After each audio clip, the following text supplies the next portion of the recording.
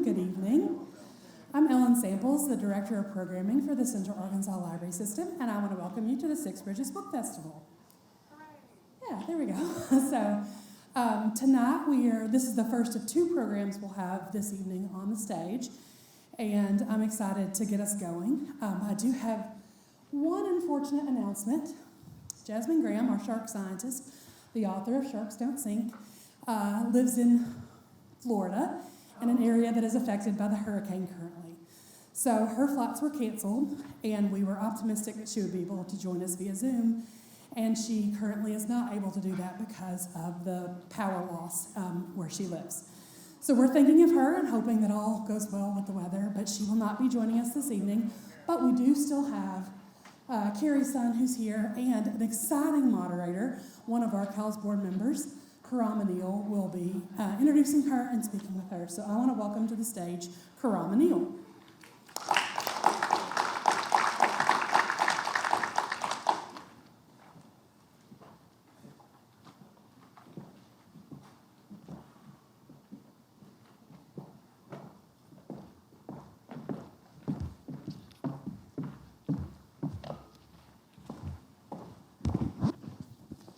Good evening.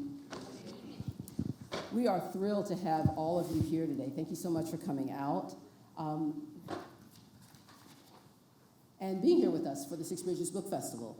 Thrilled to welcome you here for this conversation, for your questions. And I want to note that this evening session, is sponsored by the Dr. Elizabeth Fletcher Deshawn Charitable Trust, which enables us to have our memoirs here with us this evening.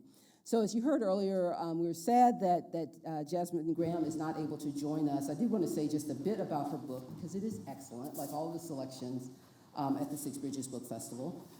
Jasmine Graham is a self-described rogue shark scientist, and she is a graduate of the College of Charleston, Florida State University, and Duke University.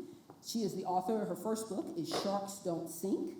And in that book, she tells the story of how she came to love science, how she came to love sharks, how she ended up founding the group Minorities in Shark Science. And so it's a really excellent book, and I will refer to it often in our conversation just because it's a really nice pairing to have this book with the book that we're also going to talk about, who we do have our author here, so Carrie Sun. So I hope you'll join me in welcoming Carrie Sun. Carrie was born indeed. Carrie Sun was born in China and raised in Michigan. She's a graduate of MIT, holds an MFA in creative writing from the New School. She was the personal assistant to a billionaire founder of a hedge fund, so we'll talk about that. Private Equity is her first book, and this is her first trip to Arkansas. So, of course, we are really thrilled to have you and welcome you to Arkansas and hope that you have a wonderful stay while you're here. So, again, if you'll join me, I'll join her, and then we'll have a conversation.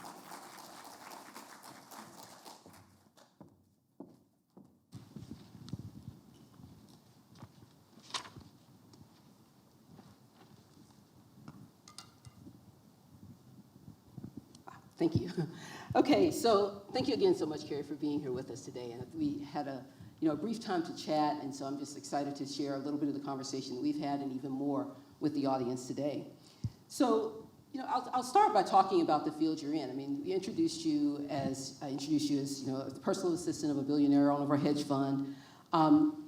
You're in a space where you are often the only woman, often the only person of color, or often the only woman of color in that space. And I'm sure that was not a surprise, right? You couldn't have been shocked by that when you entered into that field.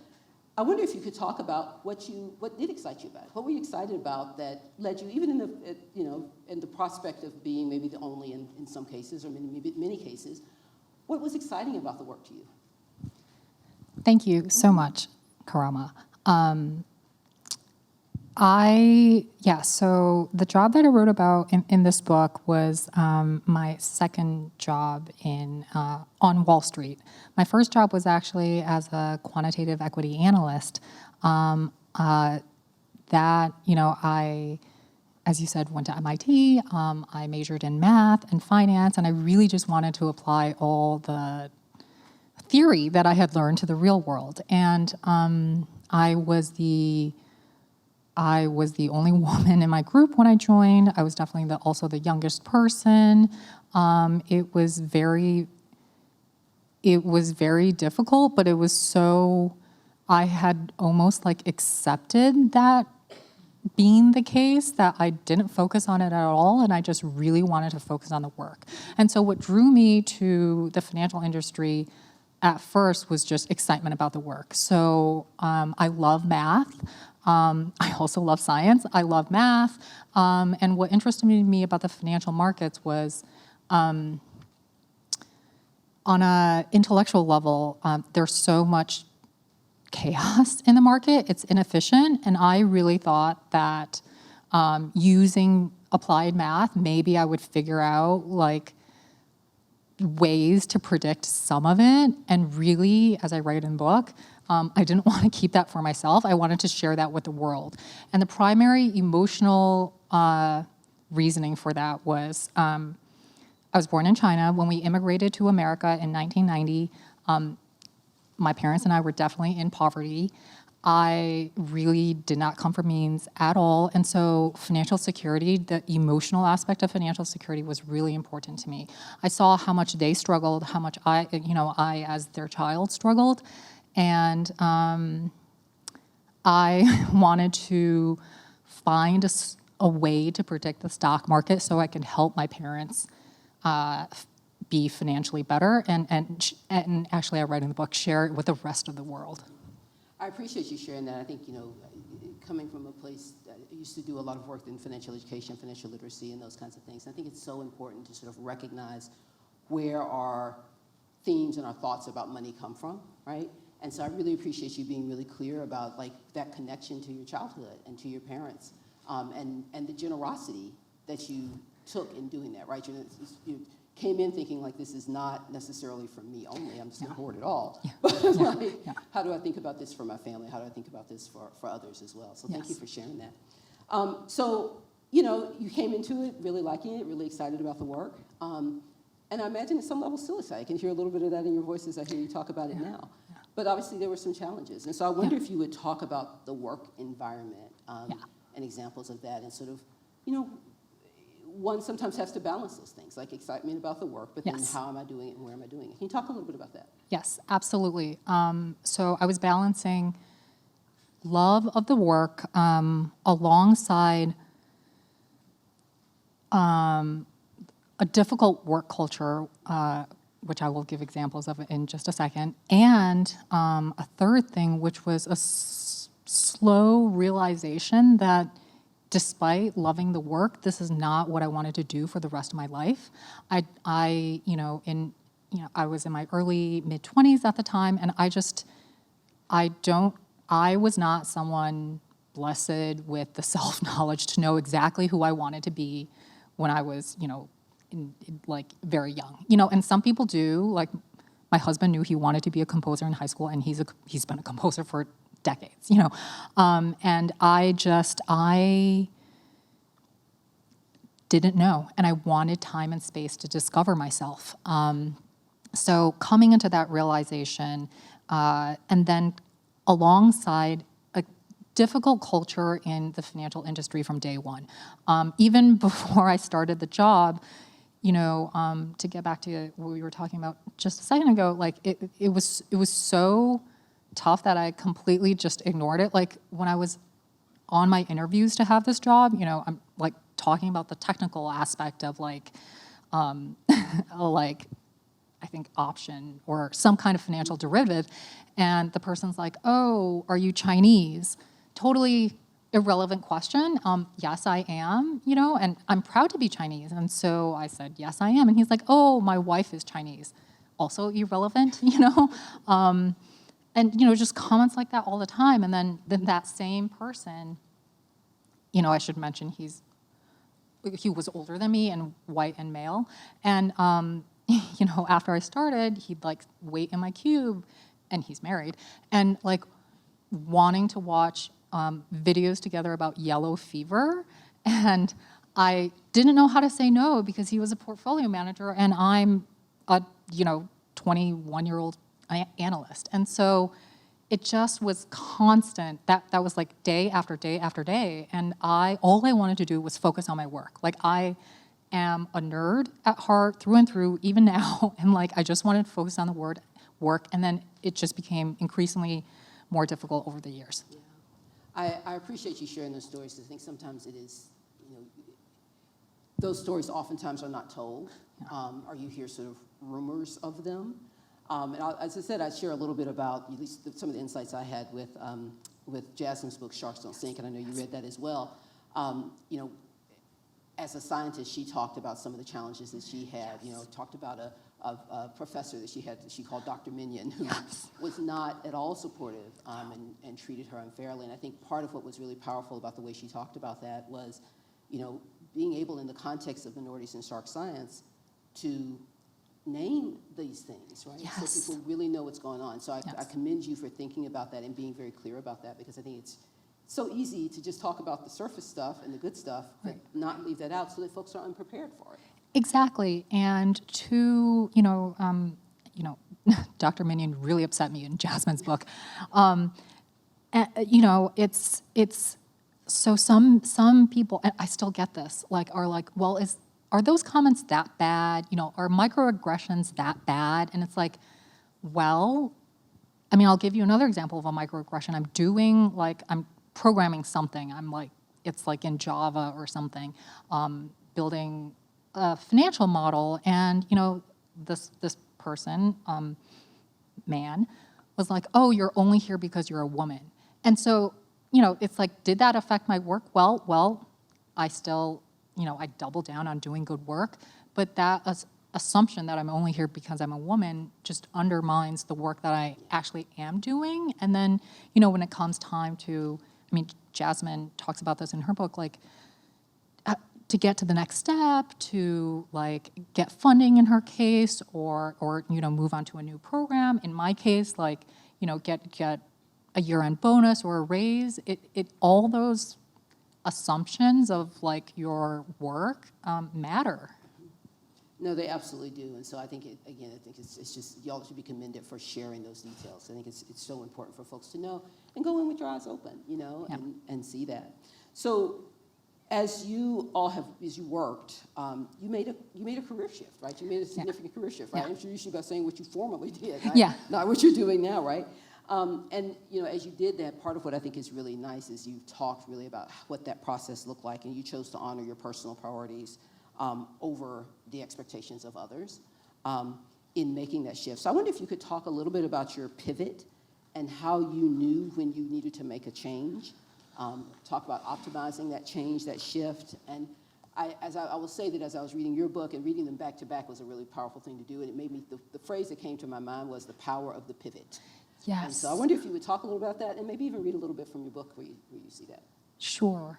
I will say, in hindsight now, I am a published author. A pivot is almost too neat, bow on it. It was an extreme struggle. So I dropped out of an MBA program when I was 25, knowing I wanted to do a pivot.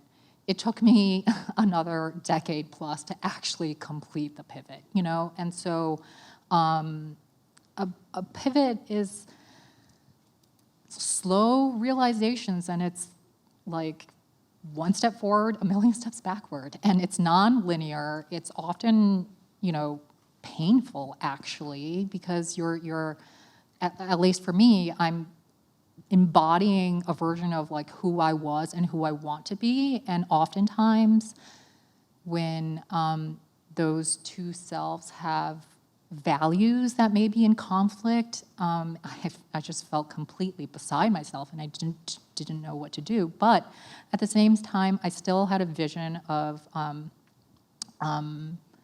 where I wanted to end up. And, to talk about childhood kind of drivers and where that comes from, I wrote my first terrible novel at age 8, and I packaged it, I self-published it, I gave myself blurbs, and I took it really seriously. So I always wanted to be an author and a writer, and I just put that dream aside because I thought I had to do all these other things that both my parents wanted for me, and I thought, society valued, and I slowly came to realize I didn't value at all. But coming to that full realization took many, many, many years. And should I read the pivot part? That'd be great. Yeah, okay. if you want to, that'd be fantastic. Okay. And I'll just say, as you're finding that section, I think, thank you for clarifying pivot, right? Because it makes it sound like there was like a wrench and I just moved it and it was done, right? And so I really appreciate you making clear like that is what a process that is. And the other thing I think is an important thing to highlight, and you'll see this in Jasmine's book as well, is sort of recognizing those seeds were planted so long ago.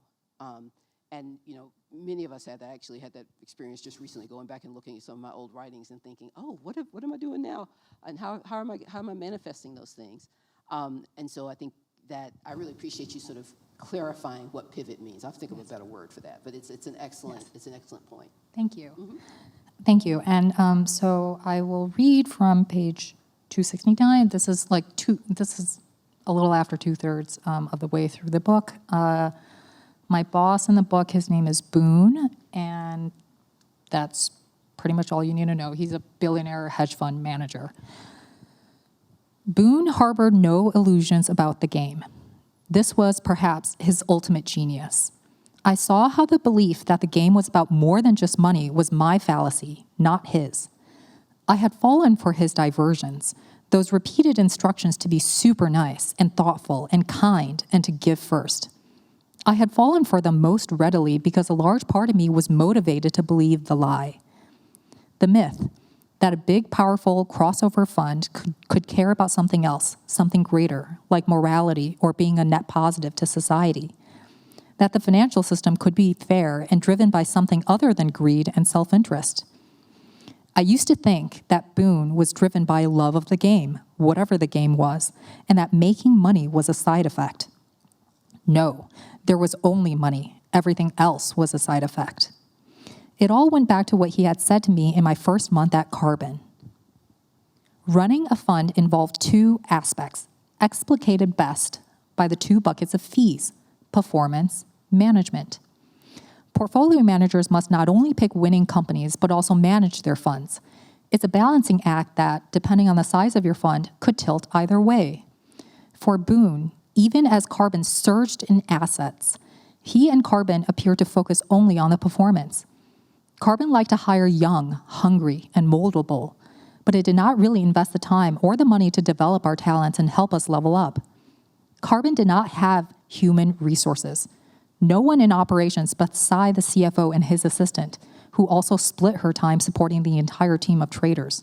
True, there was the back office, but that's because they were there to support the performance. Boone did not schmooze. He and I had never had a drink or a meal or coffee together, the two of us. He despised office drama. He did not want to get involved in any of it. He called it brain damage. He seemed to believe that the human aspects of the firm would, if the returns were high enough, self-sort. If you have the highest returns and the highest pay, nearly everything will solve itself because the people, internal workers and external limited partners, will convince themselves that they want to be a part of your mission. Greed is good because it makes things predictable.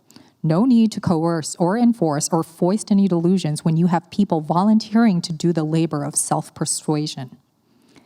Case in point, Carbon was down over 20% and did not lose any investors. Money can solve nearly everything.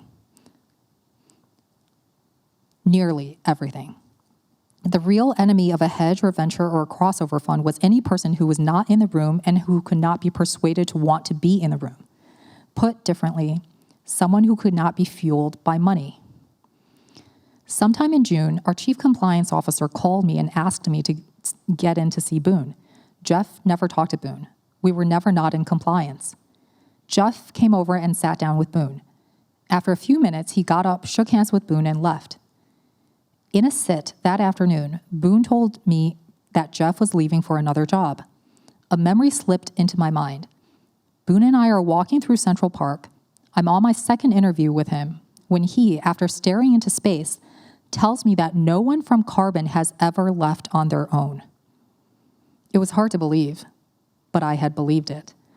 Last month, a friend of mine, a smart and hardworking Asian woman who did accounting in the back office, left to go to business school. She had told me how she saw no upward movement for herself at Carbon.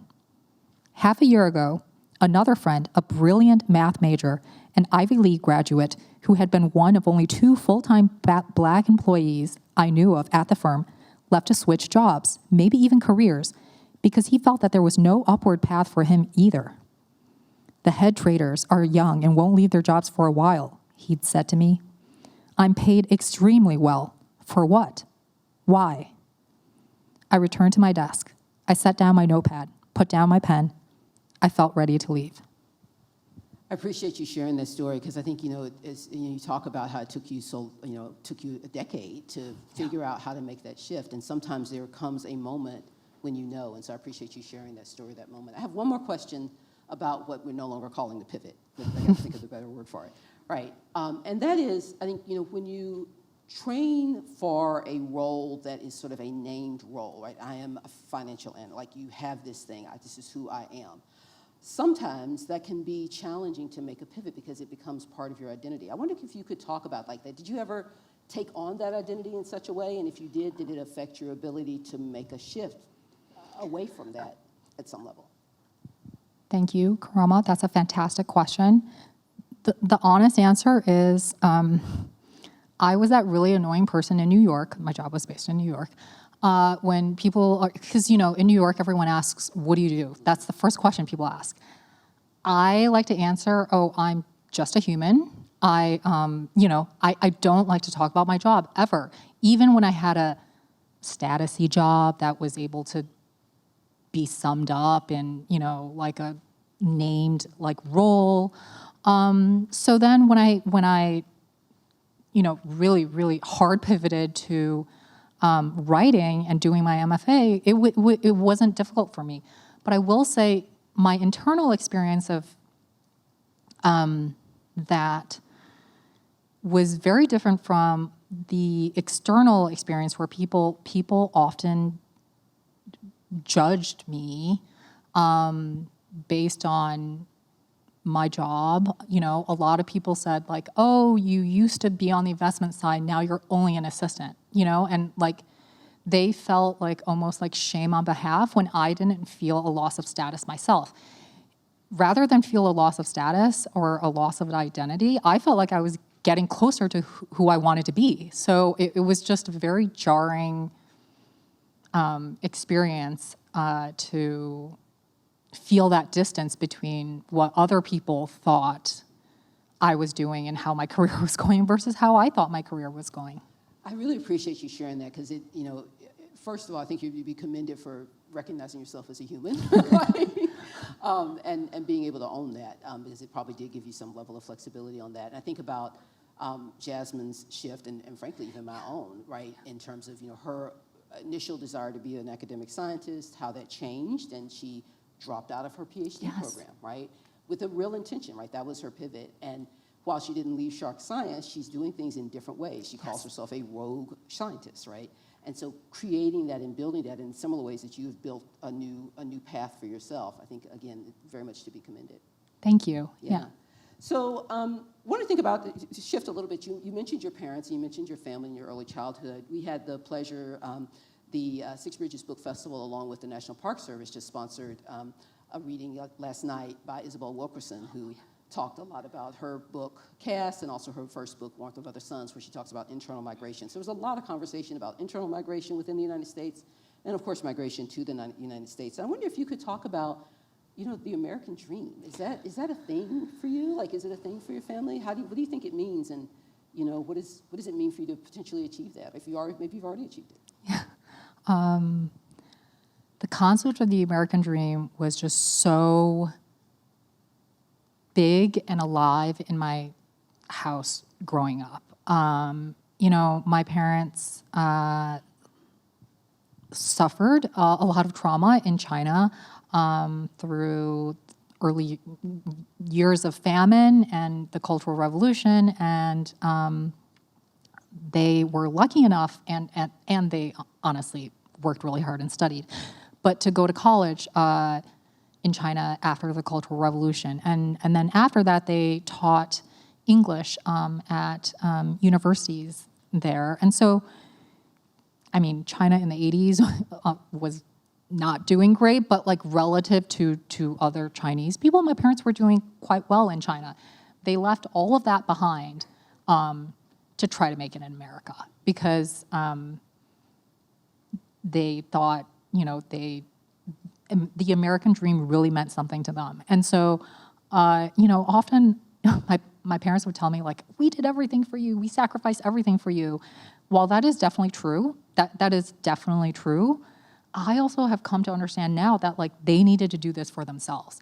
They really, it would give their traumatic past meaning. They wanted to escape, and so often when I think about immigration and emigration, if things were really so good back home, like, why did you leave permanently, And so, like, no matter what they say about China, and they do not say anything really negative about China at all, because they feel very warmly toward, they're both American citizens now, so, and highly identify as patriotic Americans. But they don't want to speak ill of their parents, their past, and so I had this question growing up for a long time, like, oh, if you love China so much, why are you in the United States?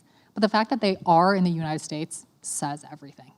They believe in a dream, and so when they immigrated over, we were one of just a few Chinese national families in mid-Michigan. They were paying out-of-state tuitions because since they were not permanent residents at that time either, the scholarships were very, very, very difficult. So in order to pay those out-of-state tuitions, international tuitions, they were working so many odd jobs. My dad was delivering Domino's pizza.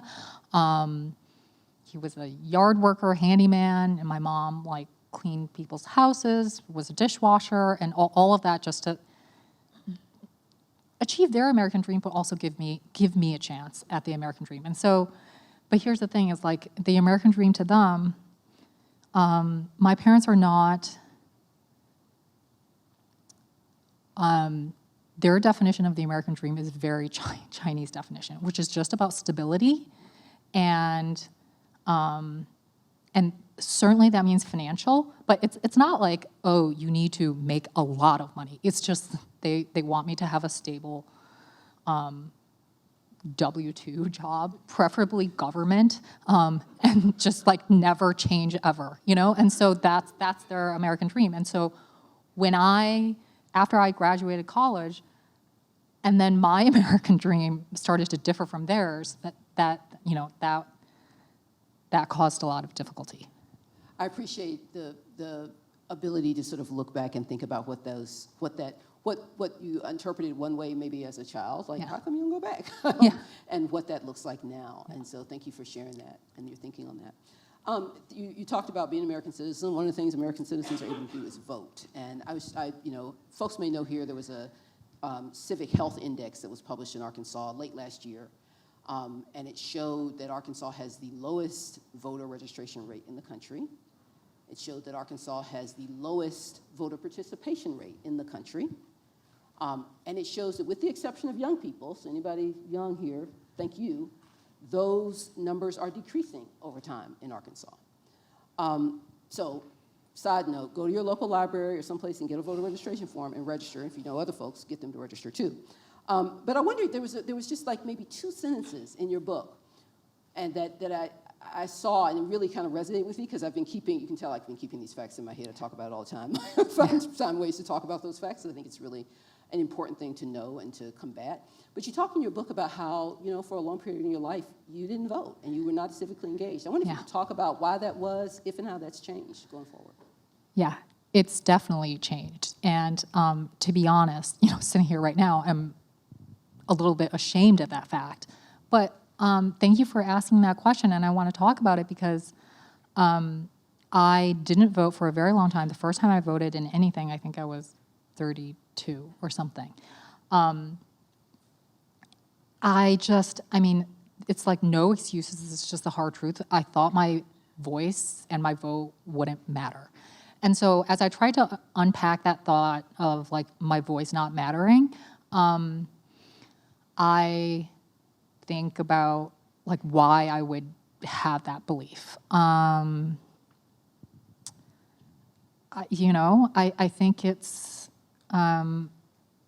I think culture and society definitely has something to do with that. As I describe in my book, I try to speak up in so many different ways at MIT, at my workplaces, and just people didn't hear me. I mean, it's just like people didn't hear me is, I think, an understatement. It was like your voice not only doesn't matter, it's just totally ignored. And so I kind of got that feeling early on, and like to get back to my parents because it always starts in childhood. In Chinese culture, there's a heavy emphasis on this concept called 听话, which literally translates to listen words, but it always means listen words to someone of more authority than you. So you're always listening, you're always 听话 to someone like your parents or your Communist Party leader, or like, you're always like having to listen to not yourself, someone of higher, who has more power than you. But 听话 is like the biggest honor anyone can bestow to a child. So I had this idea that like I really needed to be 听话, which means listening to other people's voices and not my own. And so for a long time, and this is where I also have to take full responsibility and ownership over that, because I grew up in American culture, which is very, or certainly more individualistic than many other cultures around the world. So I should have been able to question some of that and really tune into my own inner voice, but I just, for whatever reason, didn't, and suppressed it for a long time, yielded to authority. I was 28. The first time I spoke out to my parents, I was 28. The first time I ever disagreed with them, And so I think, that started the process of me learning to listen to myself, believing I had a voice, and that absolutely affected my voting. First time, and then every time after that, every year and every opportunity after that, and so I think it's, in some ways, I think I had a delayed coming of age. I really appreciate you sharing that. I sort of keyed in on it when I read the book, because I think, when I think about our state in Arkansas, right, and so many people who are not registered and are not voting, even if they are registered, I think it's important to understand why. And so I appreciate you sharing in the book why, and I appreciate you sharing here why, because I feel those are the kinds of things that allow you to talk effectively to people who are not voting, right?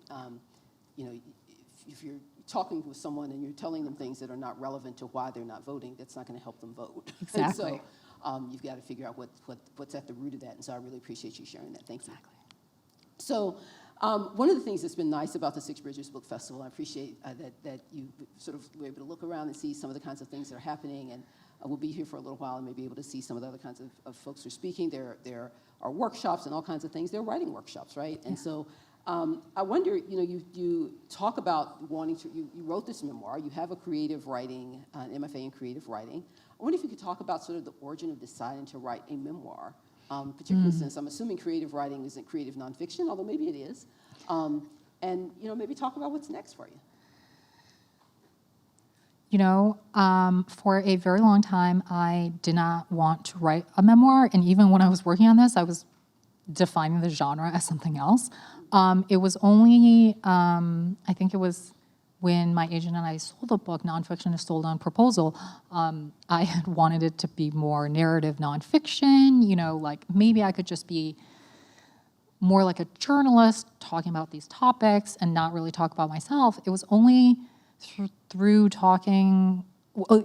conversations with my first editor about this book. She's like, no, your story's so important. Your story is what gives the work story meaning. Like, you can't not have the personal story, you know? And so this book is really kind of, I mean, I would say, well, she said like 50% work and 50% personal. And so to answer your question, I even, so when I started this book, I was still struggling with, did I deserve to have a voice that other people would want to hear? And it relates to not voting, right? Like, I just didn't think I belonged or deserved a voice. And so it really has taken not just the MFA, but writing this book to actually discover my voice. And then when I started writing the memoir, you know, I initially was like, oh, can I like sort of leave my mom out of this? Can I leave, you know, my relationship out of this? And it's not a memoir. So I had to like go there. And then once I started, and my editor, her initial direction is this book. She was like, and I was like, should I interview other people and include their stories and their version of events? And it's like, well, yeah, that just turns more into journalism, and that's great. You know, I'm working on like freelance pieces right now that are like 100% reported and not about myself. But she said, for this book, your number one job going into it is to protect your own memories so that you can hear your own voice. And that's how I ended up writing a memoir. I love that phrase, protect your own memories. Yeah. That's really, I think that's something all of us can do, whether we're writing a memoir or not.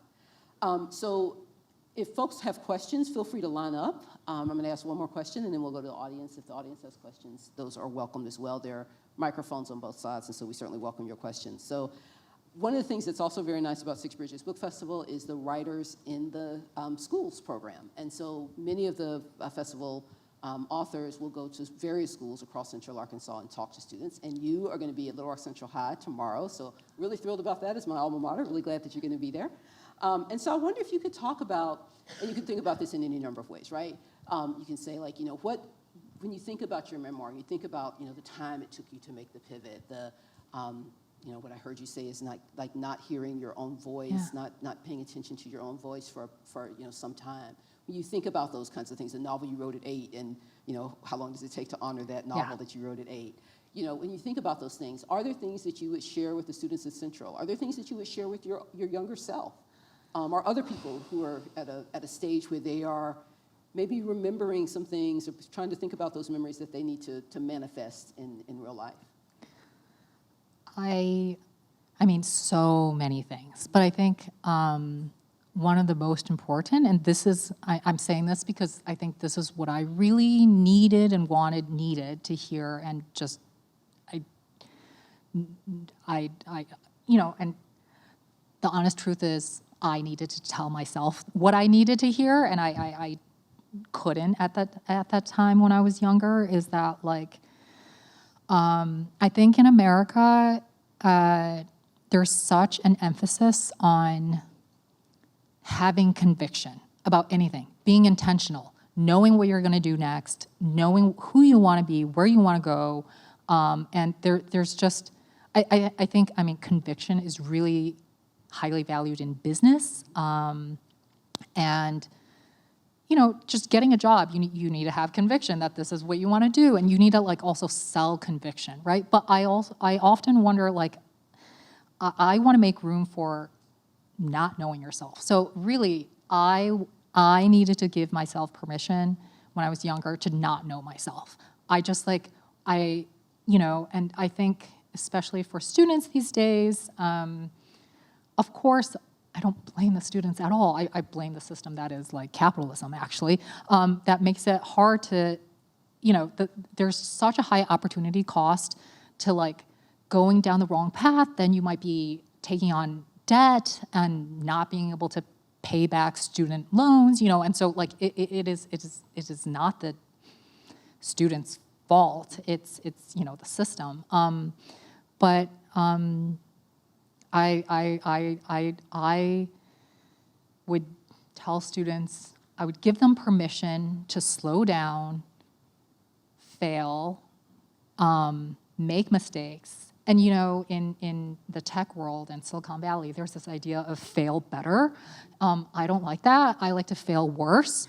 It just is like, I don't understand. There's like a prescriptive way to do everything in the optimal way. There's an optimal way to fail. There's an optimal way to do this. I just think that we need to give ourselves permission to just be, and not know where you want to go next, and to be ambivalent and not, know the next step. I think that's good, not just for the young people, but it's probably good for all of us to give ourselves that kind of permission to sort of freely engage all of the pieces of our lives and our psyches that are important to us. We recognize maybe everybody can't do that all the time, but where you can, to take advantage of that opportunity. Yeah. So it looks like we have some questions here, and we'll start over here, please. Just want to say thank you for your book. It was, for me, it was very relevant to thinking back over 30 years ago when I was in your age in the workforce, but also now having a daughter that's in the workforce at that same age. It was very eye-opening for me, and I connected with it on a lot of levels, so thank you. Thank you. And one thing I have, just out of curiosity, if you can share, having done this, I know in the book you told Boone you were going to write a novel about him. Yes. So since this has come out, have you had any outreach from people in that world? I'm just curious. Yeah, that's a fair and great question. And I don't know if this will surprise anyone or not, but no one from that world has reached out to me. None. That makes you want to read the book, doesn't it? Yeah. No, they neither, support it nor deny it. It's as if it doesn't exist. Yeah. Yeah, that's really interesting. It's not surprising, having read the book. I hadn't thought about that. It's a really excellent question, but I appreciate you sharing that. Thank you. Yes. This question is very related to the question you just asked, but I think I haven't read either of these books, but I'm really excited to. And I think what stood out to me in this conversation is that both you and when you spoke about Jasmine, have talked about experiencing harm at the hands of people in power over you, and I know that is not uncommon for many, many people, for women in STEM especially, for all women, for folks who are marginalized. And I feel that there are so many women out here that are making their stories smaller or silent because they worry about the power that those people may still have over them, or even potential repercussions or physical harm. And I'm wondering if you wrestled with that all in your decision to call out some of the harm that was done to you, and then also kind of how do we grow out of this? How do we become able to tell our full stories and also say wow, I feel safe enough, I feel secure enough to be able to engage in these conversations that are so important to have, that show us to the fullest extent of what we've experienced. Thank you for that question. It has been, that question literally has been on my mind every single day while writing this book. I had so many people tell me, you shouldn't write this book. And it's not, some people say that out of trying to protect me, because, there's more than one billionaire in this book, and I am extremely not a billionaire, and so it is a huge battle. So I will say what I did was, it was hard because, in full honesty, the publishing process was very difficult, and you have to find your allies who believe in the power of your story and the need to tell your story. I also want your question just makes me so angry, but also excited, because in publishing my story, this is very much my story. So many people wanted to turn my story into a story about the other people, the billionaires in the book. and including various, I mean, just all sorts of people along the way in my publishing journey. And, you know, I understand why, like they have bigger names, they, you know, have means, you know, if it's about them and they get a voice, I will probably not likely get sued, you know, just all these reasons. But that, again, diminish my story. It's my story. And so many people, including after I published this book, in doing the publicity around it and interviews, are also have so many questions about, I will call them the side characters in my book. And I'm like, wait, but this is my story. And so,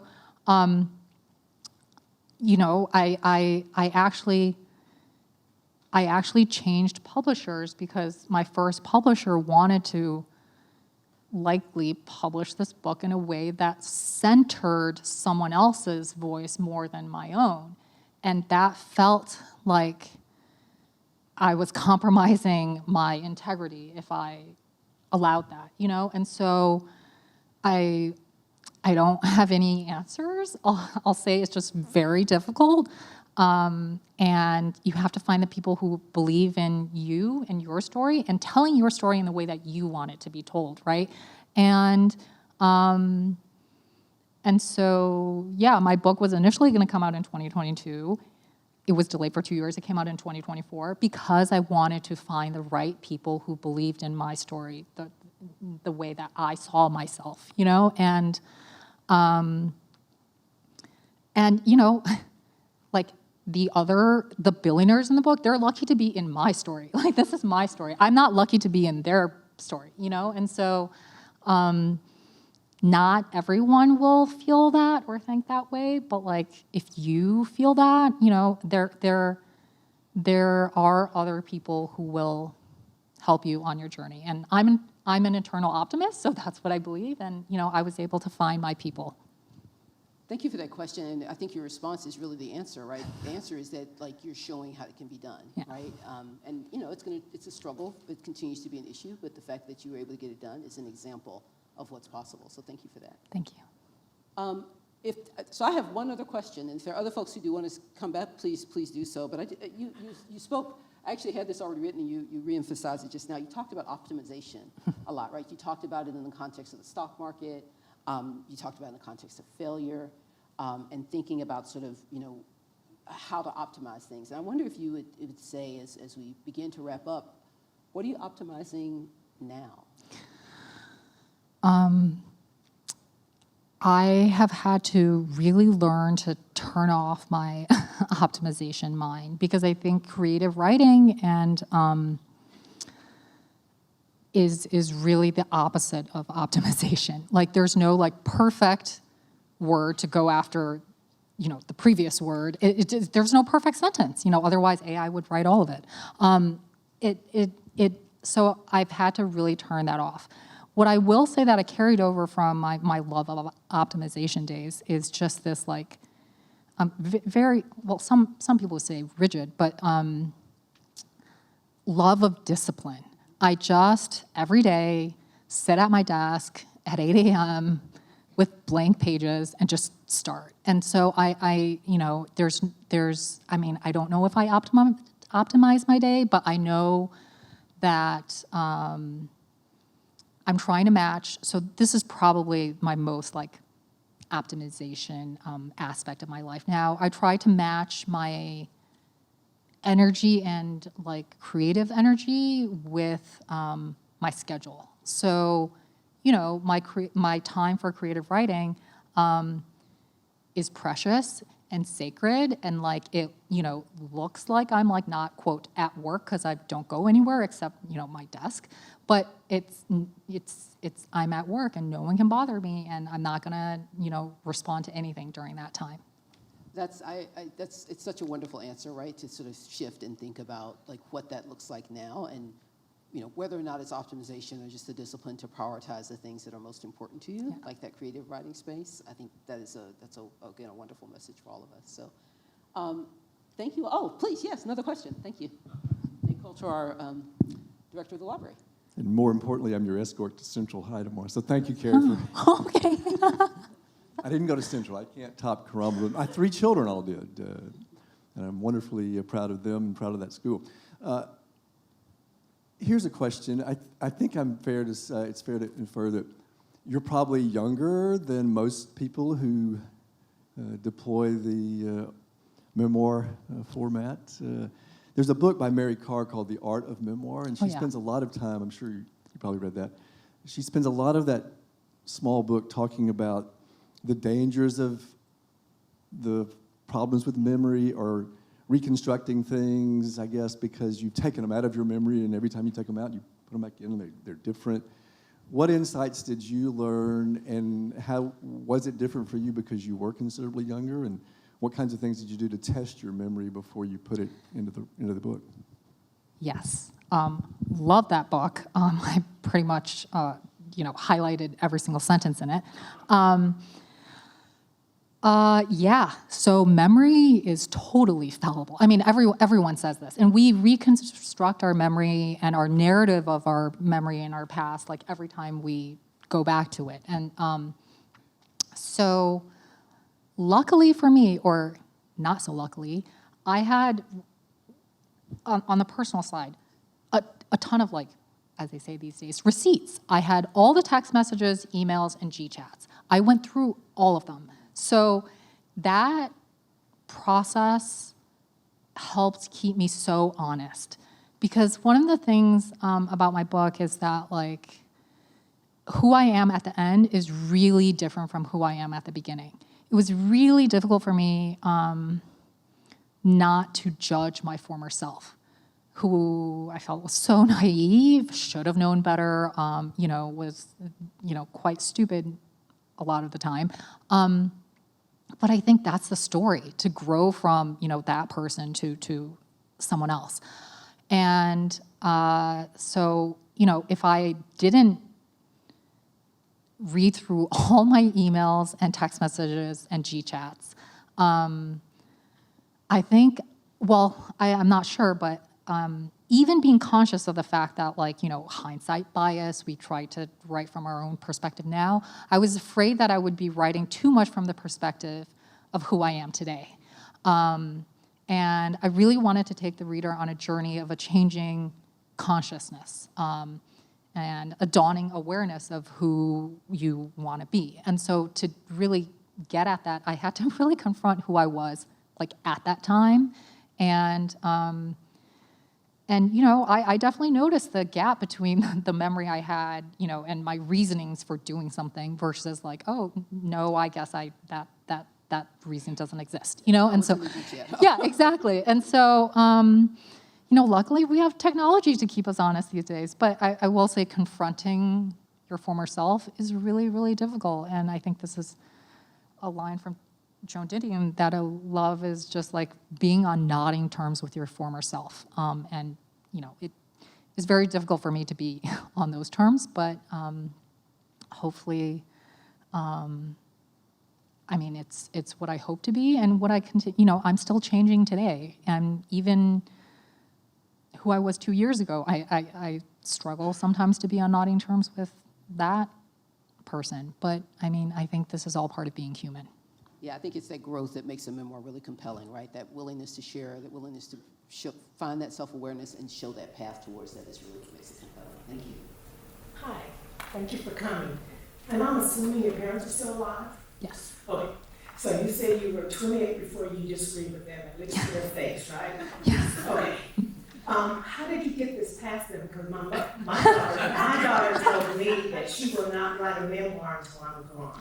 So how did you get this past your parents? Yeah, great question. My mom talked to, like, many of her, just like, trying to get advice. I don't know from who, because, but, and they're like, oh, no one has had a child. Like, everyone says, like, she found herself so alone because other people who would give advice were like, oh, like, you have to wait until your parents die to really, write what you want to write. I will say I struggled with it for an extremely long time. My parents are really private people, so I really wanted to respect their privacy. But beyond that, I see a therapist, the same therapist that I started to see in the book. I see her and I talk about these issues, and it was a lot of self-interrogation, extreme interrogation about why I'm doing it. And what I do end up including about my parents, it's not self-serving, it's there for a reason, and it's actually part of a story that I find beautiful. So I find their struggles to achieve the American dream beautiful. And I really, really do. And I think they're like incredible, actually. And that's kind of like the place that I'm writing from. But part of that beauty is how hard it was, and I really wanted to show the struggle and the hardship in its like completeness, actually. And okay, all that being said, it was really difficult to share with my parents.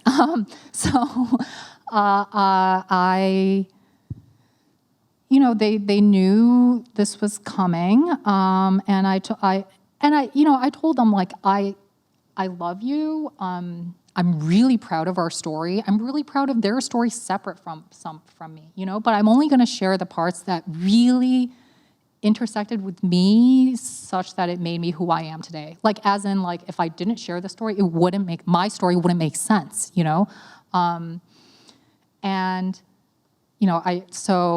I didn't want my mom to have too much of an influence on the book, so I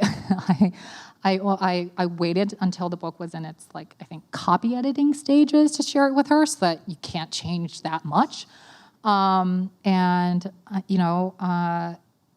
She is fluent in English, but Chinese is still her first language, so she and I sat together on a couch, and I read the book to her. She stops me on the very first page, prologue, and she's like, I would never do that. And it's like, yes, you did, And then she's also like, your memory is so good for everyone else in the book except me, And so it's like, and so, yeah, it took us, I think, like 3.5 weeks to work through all the material in the book. And there was screaming, there were tears, but also tears of happiness and joy at the end, And so the biggest compliment I think my mom ever gave me was, I didn't, like, after, because as I said, my book is a process of, it's my own personal journey, but also, my parents' story, it starts with more difficult things, and it gets into a happier ending. She stopped in early parts of the book and was like, I just can't read this anymore. Like, it's too difficult. And then we didn't talk for a few days, and, silent treatment from her.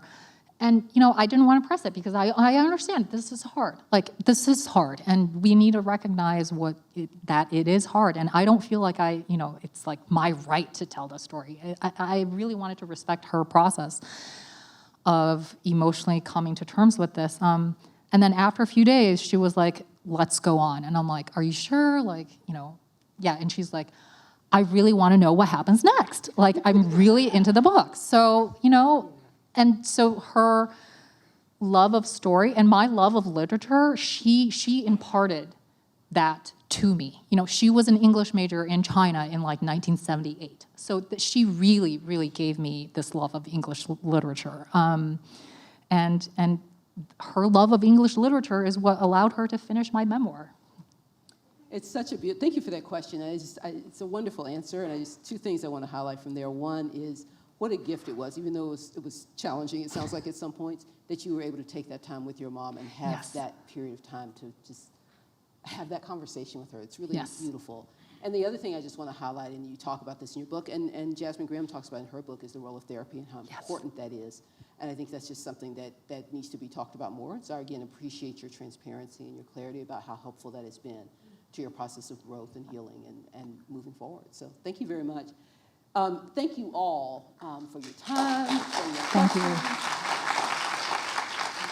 you. We are thankful as well, of course, to the Dr. Elizabeth Fletcher Deshawn Charitable Trust for the sponsorship of this session.